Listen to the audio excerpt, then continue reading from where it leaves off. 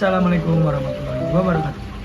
Saya Hoiri Asrul Farisi dari kelas 12E ingin menjelaskan materi tentang redox. Apa itu redox? Redox adalah reaksi reduksi dan oksidasi. Untuk memahaminya lebih lanjut, kita perlu membahasnya satu persatu. Apa itu reaksi reduksi dan apa itu reaksi oksidasi? Reaksi reduksi adalah kebalikannya reaksi oksidasi. Oke, untuk penjelasan yang pertama, reaksi reduksi itu melepas oksigen dan reaksi oksidasi itu menerima oksigen. Contohnya di sini ada ZNO menjadi Zn plus O2, yang mana sudah jelas kalau ZNO ini melepaskan oksigen. Dan untuk reaksi oksidasi itu kebalikannya, karena karena oksidasi itu kebalikannya dari reduksi, maka kita mengambil contohnya yang sama, cuman dibalik saja.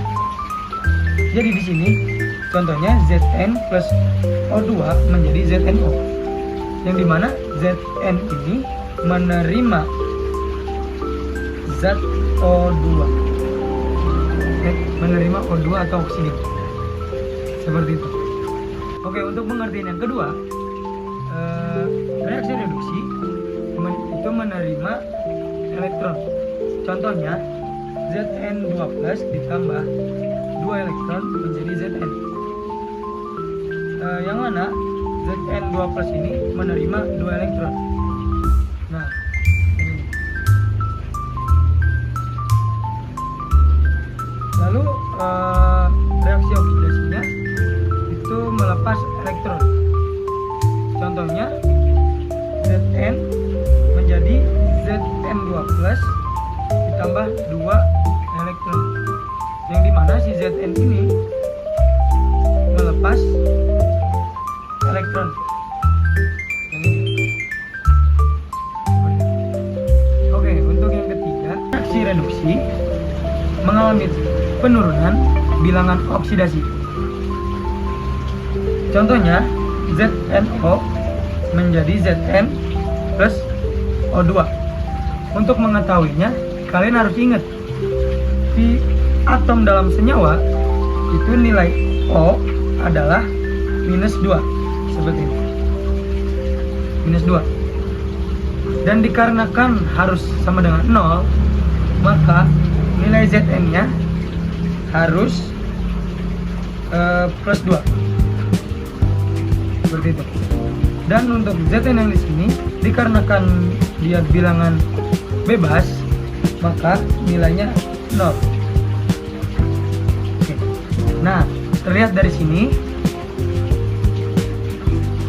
ZNO mengalami penurunan, yang mana dari plus 2 menjadi 0. Maka ini bisa disebut dengan reaksi reduksi. Dan yang untuk reaksi oksidasinya kebalikannya dari reaksi reduksi, yaitu mengalami kenaikan bilangan oksidasi. Contohnya Zn plus O2 menjadi ZNO. Nah, dikarenakan Zn nya itu bilangan bebas, maka nilainya 0. Dan di sini seperti yang tadi, O nya itu minus 2 dan Zn nya dikarenakan harus sama dengan 0, maka Zn nya plus 2. Jadi di sini bisa disimpulkan ini mengalami kenaikan, maka bisa disebut juga dengan reaksi oksidasi, seperti itu. Oke, di sini ada contoh soal. Yang pertama, tentukan reduktor oksidator hasil reduksi dan hasil oksidasi pada reaksi redox berikut. Cu plus 2H2SO menjadi CuSO4 plus SO2 plus 3H2O. Kita kita untuk mengerjakan soal ini kita bisa menggunakan pengertian yang ketiga. Jadi di sini CU itu dikarenakan bilangan bebas, maka nilainya 0. Lalu CuSO4, jika kalian menemukan soal seperti ini, maka kalian harus ingat SO4 itu nilainya -2. Dan CU-nya dikarenakan harus 0, maka nilainya adalah +2. Seperti itu. Dan berikutnya itu 2SO. Oh, sorry, di sini ada 4 harus. Sebentar teman-teman. Oke.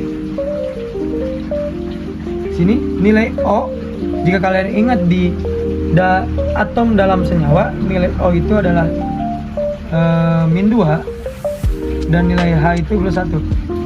Nah, di sini -2 dikarenakan O-nya memiliki 4, maka dikalikan 4. 2 dikali 4 sama dengan -2 dikali 4 sama dengan -8. Dan H itu +1 dikalikan 2 menjadi +2. Nah, dikarenakan harus 0, maka nilai S-nya adalah +6. Jadi nilai S adalah +6. Oke, berikutnya ke SO2. Sama seperti tadi, O itu nilainya -2, dikalikan 2 menjadi 4, dan karena harus 0, maka nilai S itu sama dengan ini -4. Nah, jadi nilai S ini karena harus 0, nilai S adalah +4. Jadi hasil S itu adalah +4. Bisa kita lihat dari CU ke CuSO4 itu mengalami kenaikan, yang mana seperti yang kita tahu dari 0 ke 2 itu mengalami kenaikan, bisa disebut juga oksidasi. Nah, lalu yang ini itu dari 6 berubah menjadi 4, itu mengalami penurunan, yang mana bisa dibilang reduksi.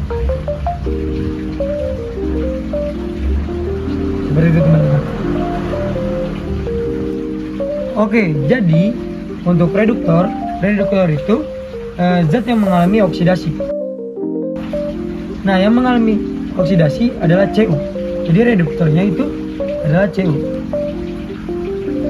Dan oksidator adalah kebalikannya, yaitu zat yang mengalami reduksi. Nah, yang mengalami reduksi adalah H2SO4.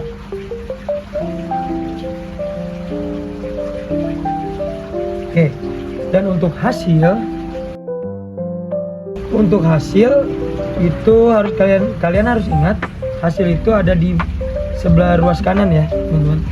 Jadi untuk hasil reduksi adalah SO4, dan hasil SO2, dan hasil oksidasinya itu adalah CuSO4. Seperti itu teman-teman. Di sini ada contoh soal yang kedua, yaitu reaksi berikut yang merupakan reaksi redoks adalah, dari pertanyaannya, jadi dua reaksi tersebut kita disuruh mencari reaksi mana saja yang termasuk reaksi redoks atau reaksi yang memiliki perubahan bilangan oksidasi. Di sini kita tidak perlu mencari satu-satu bilangan oksidasi atau atom pusatnya. Lalu bagaimana caranya? Kita bisa melihat reaksi mana saja yang memiliki unsur bebas, karena reaksi yang memiliki unsur bebas sudah dipastikan itu adalah reaksi redoks. Nah, kita cek satu-satu. Di sini yang nomor satu itu memiliki unsur bebas. Yang mana? I2. Unsur bebas itu adalah unsur yang tidak berkaitan dengan unsur yang lain. Oke, jadi sini sudah dipastikan reaksi redoks. Lalu yang kedua, di sini kita bisa lihat ada unsur reaksi ini memiliki unsur bebas juga. Yang mana? Yaitu yang C dan Cu. Jadi sini sudah dipastikan adalah redoks. Nah, kesimpulannya dari dua reaksi tersebut, dua-duanya termasuk ke dalam reaksi redoks. Terima kasih.